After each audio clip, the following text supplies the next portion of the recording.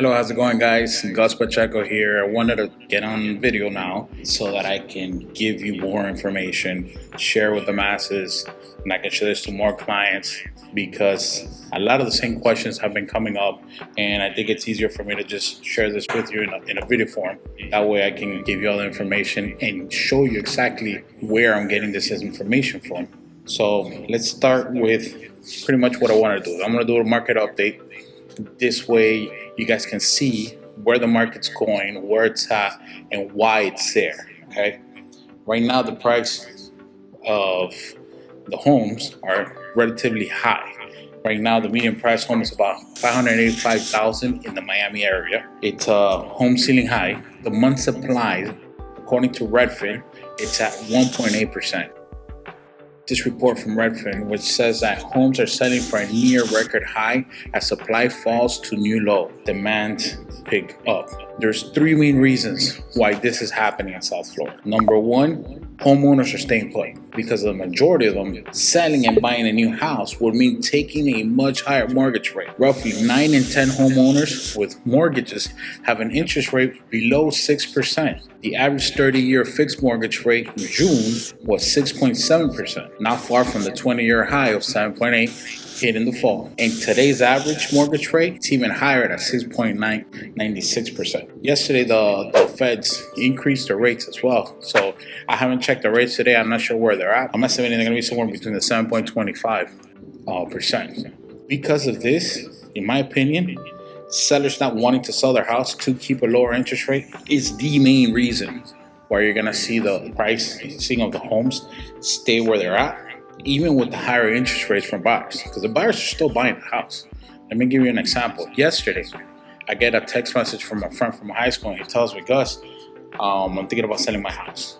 Do you have a minute to talk? I said, of course. We get on the phone, and we have a conversation where he's telling me he wants to sell his house because he has $50,000 in debt, and he can't afford living paycheck to paycheck, and everything's crazy. So my question was, what is your interest rate?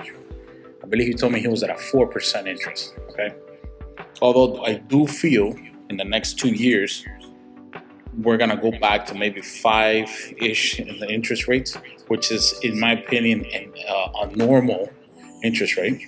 For him to sell his house right now at $500,000, him going and buying his house again in a year or two at $550,000, $600,000 with a 5% interest rate, it's gonna be extremely hard. So I told him, listen, the best bet is go ahead and get a HELOC on the property, get $50,000, pay down your credit cards, and just pay off the HELOC in 5 years, right? Your payment's gonna be lower because the interest rates are gonna be lower on the HELOC, and that's it. Problem solved. He doesn't want to sell his house. He's not gonna sell his house because that's not really his goal. And what he has in mind, he just wants to be able to pay the $50,000 in debt that he's in. So all the properties that I'm getting, all the listings that I'm getting, it's just people that are wanting to sell their house because they have to. For example, I have 2 probates that are going on right now. I have a relocation to Oviedo up north of Orlando. Okay, it's different clients. We have a client relocating to Ocala. Okay. These are all people that are leaving Miami and they have to sell, right? They have a scenario where they're relocating, or somebody died in family, or I don't know, a divorce, or their job, or whatever. These are the scenarios that we're seeing on the listing side, right? It's not so much, oh, I want to upgrade to a better house. There is some downgrading in that house too, but even at that, people are looking and saying that we're going to be paying more in a smaller house than what we were paid if we were in the house that we have right now that's bigger. So that's another reason why they're probably not selling homes. There's another article that I want to share with you. It's from the Association of Realtors, Miami Association of Realtors. This is another big reason why the market is where it's at and why the property values have not decreased. In the first half of 2023, a total of out-of-state and foreign driver license exchanges for Florida licenses in the counties of Miami-Dade, Broward, Palm Beach, and Martin rose 18% to 82,302 from the same period in 2022. Okay?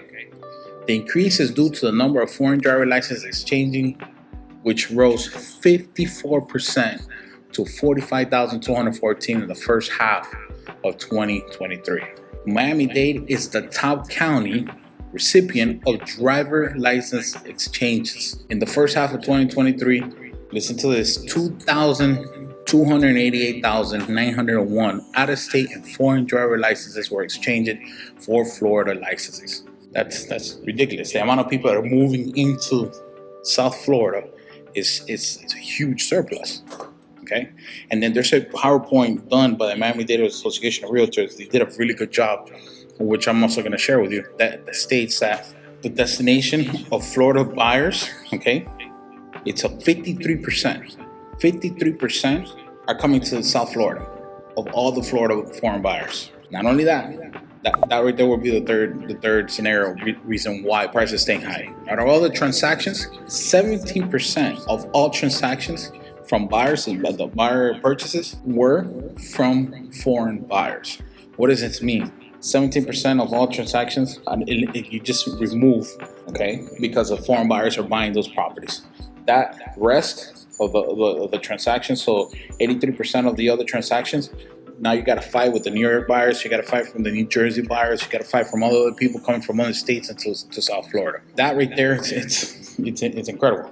And take a look at this. Out of that 17%, okay, 66% of those transactions were cash deals. So this is where you're competing against. You're competing against from people from California, people from New York, people from New Jersey, people from Colombia, Argentina, Chile, all these places that are coming and competing against the locals to try to buy these properties. It's making the real estate stay high, and it's actually increasing in price. When you ask me, do you think the prices are going to come down? Do you think that there's going to be a recession in South Florida?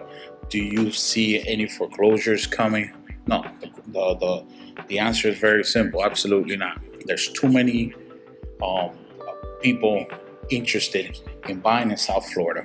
There's too many people moving to South Florida, and in anything I see, the pricing just stays strong. There's something else I wanted to share with you guys. These are rankings according to Miami Association of Realtors. Miami is ranked number 1 in all these different categories. Best region in North America for investment. Best city in foreign investment. Foreign-born population in the United States. Prime capital value growth in the world. Number 1. Number 1 talent of migration. Number 1 U.S. county exchanging out-of-state driver licenses for local ones in the whole nation. Miami, okay, is number 1. People exchanging their driver's licenses. We have a lot of people moving here that are going to need their homes.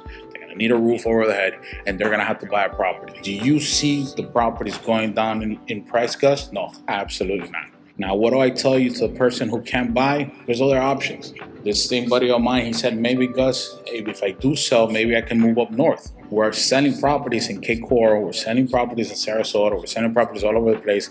We had to adapt and open our searches where our team is actually working from Gainesville all the way down to the Keys because of this situation where our clients are just moving out, and we want to be able to service them the right way and help them in other counties. I told them about Cape Coral. We're building in Cape Coral. In Cape Coral, we have a property right now that's a 3-bedroom, 2-bath, brand new construction for $420,000. You can't even get a townhouse for that right now. You know, so all these people that are on the sidelines because they can't buy, maybe, you know, it will be a good idea to relocate to a different town. There's another report that I saw where there's a chart that shows you where are all the people moving to and moving from. The funny thing is, moving from Miami, out of the 10 places that people are moving out of Miami to, 5 out of the 10 places are in Florida. They're just in different cities. If you need to buy a home, or you want to buy a home and you're in a scenario where you can't